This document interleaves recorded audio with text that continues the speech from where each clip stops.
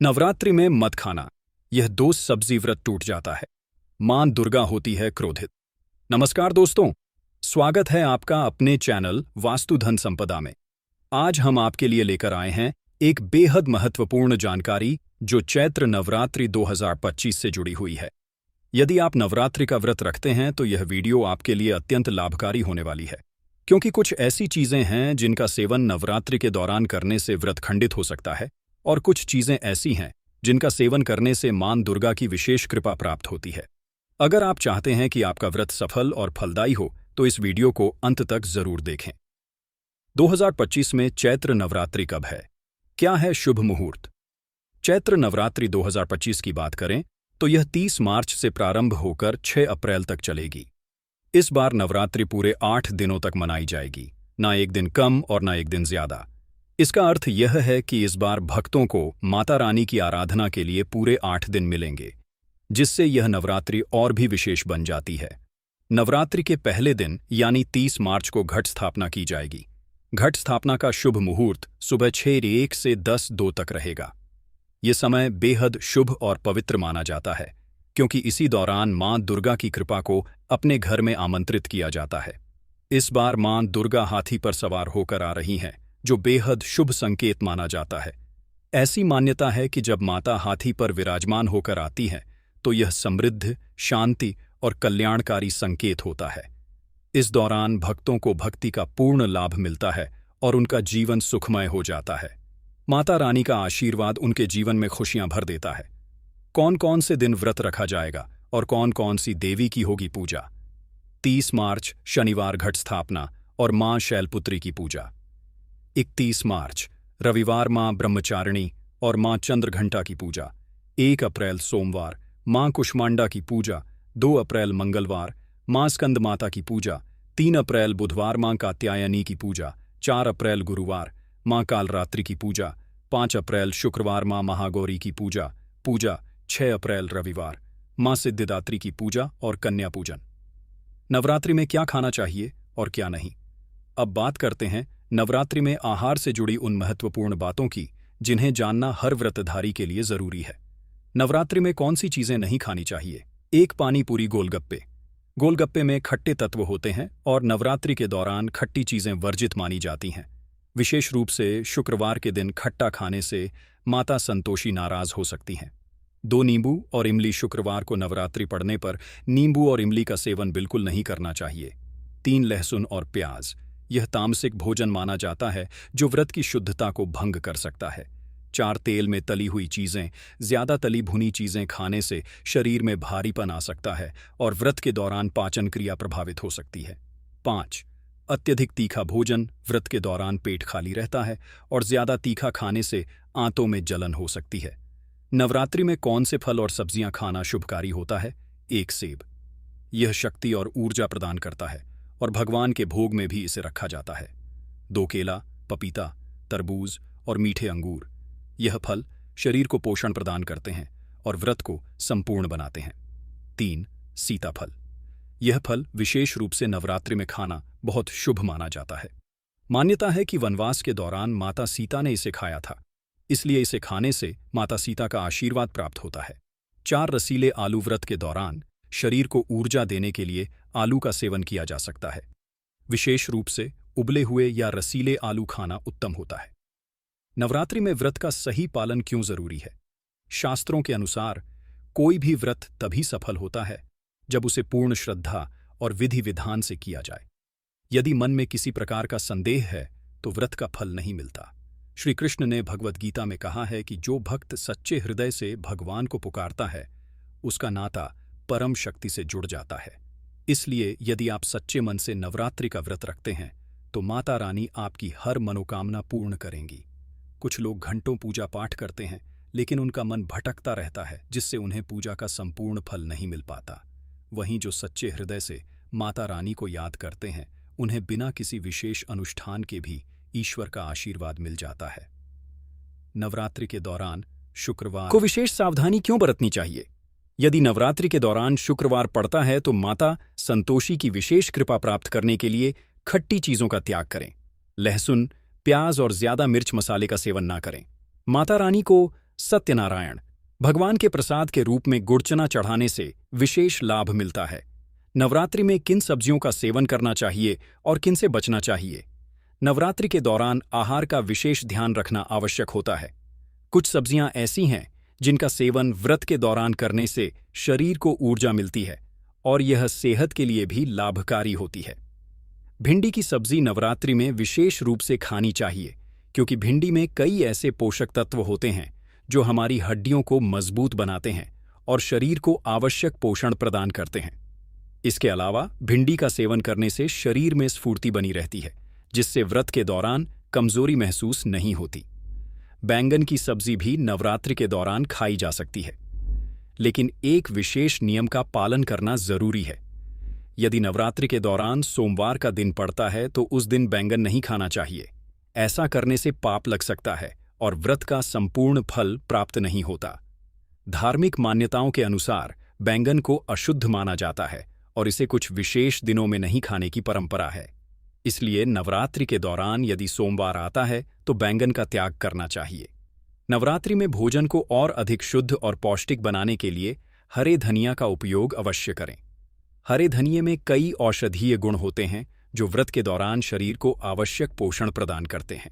साथ ही हरा धनिया खाने से शुगर लेवल नियंत्रित रहता है, जिससे मधुमेह के रोगियों के लिए यह बहुत लाभदायक होता है। कौन सा तेल उपयोग करना चाहिए और कौन सा त्यागना चाहिए? नवरात्रि के दौरान शुद्ध और सात्विक भोजन करने की परंपरा होती है, इसलिए यह ध्यान रखना जरूरी है कि कौन सा तेल उपयोग करना चाहिए और कौन सा नहीं। रिफाइंड तेल और सरसों के तेल का उपयोग नवरात्रि के दौरान बिल्कुल नहीं करना चाहिए, क्योंकि यह तामसिक भोजन की श्रेणी में आते हैं। तामसिक भोजन से शरीर में नकारात्मक ऊर्जा बढ़ती है और व्रत का संपूर्ण फल प्राप्त नहीं होता। इसके स्थान पर मूंगफली का तेल, देसी घी और नारियल का तेल उपयोग करना अत्यंत लाभकारी होता है। देसी घी को विशेष रूप से सात्विक और पवित्र माना जाता है और इसका उपयोग करने से शरीर में सकारात्मक ऊर्जा का संचार होता है। इसलिए नवरात्रि के दौरान देसी घी में बना भोजन करना अत्यंत शुभ माना जाता है। डिब्बा बंद खाद्य पदार्थों का सेवन क्यों नहीं करना चाहिए? व्रत के दौरान डिब्बा बंद खाद्य पदार्थ जैसे लस्सी, पैक किया हुआ जूस और अन्य पेय पदार्थों का सेवन नहीं करना चाहिए। इनमें कई प्रकार के रासायनिक तत्व और प्रिजर्वेटिव्स होते हैं जो व्रत की शुद्धता को भंग कर सकते हैं और शरीर के लिए भी हानिकारक होते हैं। जब भी फलों का जूस पिए तो ध्यान दें कि उसमें नमक बिल्कुल न डालें। शास्त्रों में कहा गया है कि यदि व्रत के दौरान फलाहार में नमक मिलाया जाए तो व्रत खंडित हो जाता है।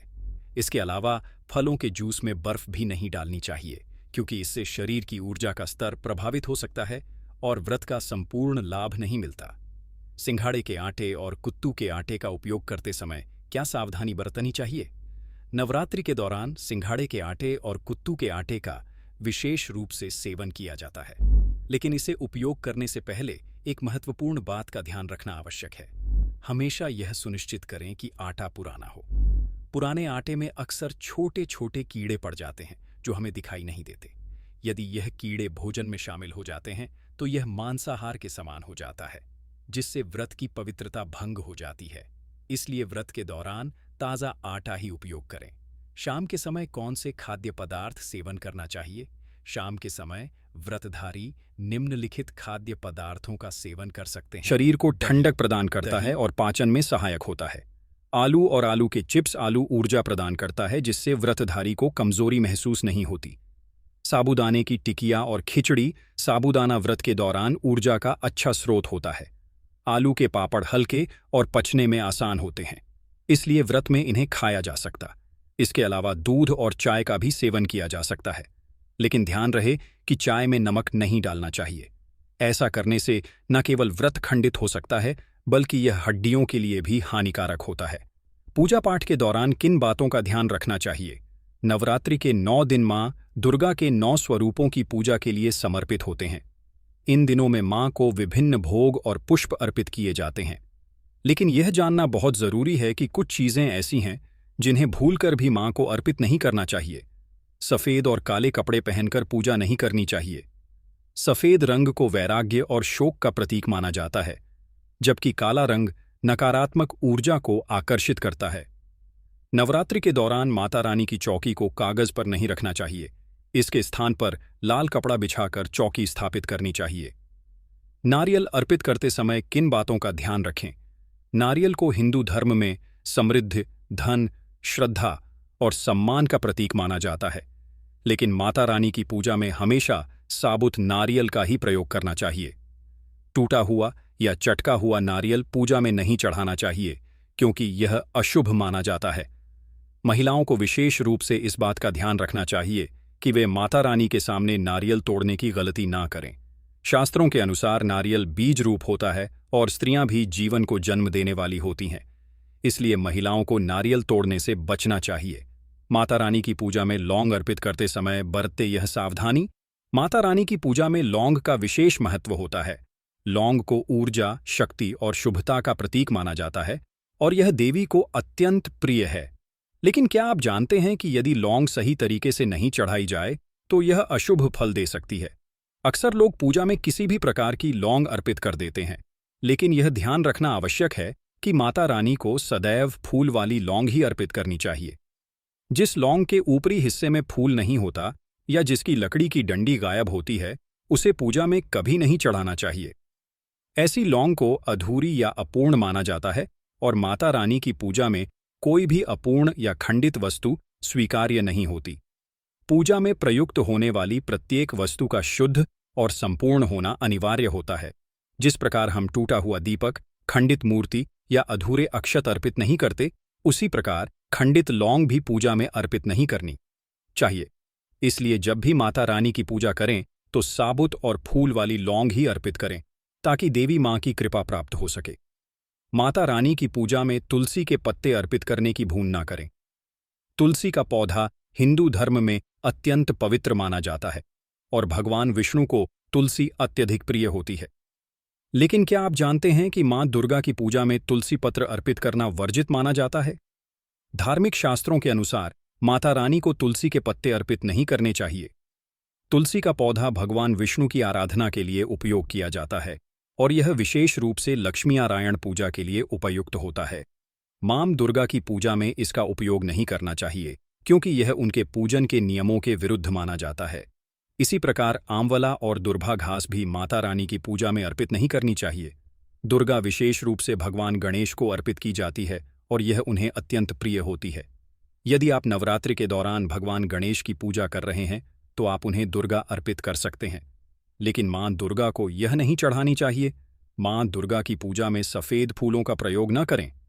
माता रानी को अर्पित किए जाने वाले फूलों का विशेष महत्व होता है, लेकिन यह ध्यान रखना आवश्यक है कि मां दुर्गा की पूजा में सफेद फूल अर्पित नहीं करने चाहिए। सफेद रंग को शांति और वैराग्य का प्रतीक माना जाता है और यह देवी के उग्र रूप के अनुरूप नहीं होता। माता रानी को विशेष रूप से लाल रंग के फूल अत्यंत प्रिय होते हैं। लाल रंग शक्ति, ऊर्जा और मां दुर्गा के लिए नवरात्रि के दौरान देवी को सदैव लाल फूल अर्पित करने चाहिए। खासकर गुड़हल और कमल के फूल माता को अति प्रिय माने जाते हैं, इसलिए जब भी देवी मां की पूजा करें तो इन फूलों का विशेष रूप से प्रयोग करें, ताकि आपकी पूजा अधिक प्रभावशाली और फलदायी हो। माता रानी की पूजा में खंडित वस्तुओं का प्रयोग ना करें। धार्मिक शास्त्रों के अनुसार किसी भी देवी देवता की पूजा में खंडित वस्तुओं का प्रयोग वर्जित होता है। माता रानी की पूजा में यह नियम और भी अधिक महत्वपूर्ण हो जाता है। घर में माता रानी की 2 या 3 मूर्तियां या तस्वीरें नहीं होनी चाहिए। ऐसा करने से सकारात्मक ऊर्जा का संतुलन बिगड़ सकता है। यदि घर में 1 से अधिक मूर्तियां या चित्र हैं तो केवल एक का पूजन करें और अन्य को किसी पवित्र स्थान पर रखें। इसके अलावा पूजा में टूटा हुआ दीपक, चटका हुआ बर्तन या खंडित मूर्ति का उपयोग नहीं करना चाहिए। खंडित वस्तुएं अशुभ मानी जाती हैं और पूजा के प्रभाव को नष्ट कर सकती हैं। इसी प्रकार लोहे और प्लास्टिक के बर्तनों का उपयोग भी माता रानी की पूजा में नहीं करना चाहिए। प्लास्टिक के कुछ बर्तन विशेष रूप से चाइनीज प्लास्टिक हड्डियों के पाउडर से बनाए जाते हैं, जो अशुद्ध माने जाते हैं। इसलिए माता रानी की पूजा में इनका उपयोग करने से बचें और केवल तांबे, पीतल या चांदी के बर्तनों का ही प्रयोग करें। मां दुर्गा को अर्पित किए जाने वाले फूलों को पहले सूंघना नहीं चाहिए। माता रानी की पूजा में अर्पित किए जाने वाले फूलों को पहले सूंघने की गलती कभी नहीं करनी चाहिए। पूजा में प्रयुक्त फूलों को शुद्ध और पवित्र माना जाता है, और यदि कोई व्यक्ति पहले उन्हें सूंघ लेता है तो उनकी शुद्धता भंग हो जाती है। इसी प्रकार गिरे हुए या मुरझाए हुए फूलों का भी प्रयोग नहीं करना चाहिए। माता रानी को केवल ताजे और सुगंधित फूल अर्पित करने चाहिए, क्योंकि वे पवित्रता और सकारात्मक ऊर्जा का प्रतीक होते हैं। पूजा के दौरान माता रानी को स्नेह और श्रद्धा से बुलाएं। नवरात्रि के दौरान माता रानी हमारे घरों में निवास करने आती हैं और हमें आशीर्वाद देती हैं। लेकिन यदि हम पूजा के नियमों का पालन नहीं करते या माता को अकेला छोड़ देते हैं तो वे असंतुष्ट हो सकती हैं।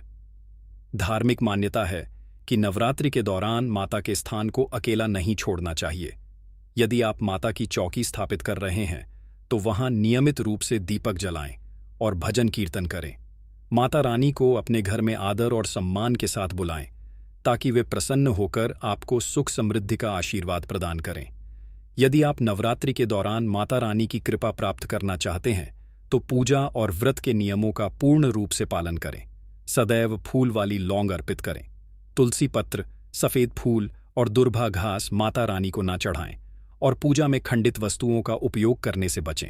दोस्तों, यदि आपको यह जानकारी उपयोगी लगी हो तो इस वीडियो को लाइक करें और कमेंट में जय माता दी लिखें। साथ ही हमारे चैनल वास्तु धन संपदा को सब्सक्राइब करें और बेल आइकन दबाएं ताकि आपको हमारे आने वाले हर वीडियो की सूचना मिल सके। जय माता दी।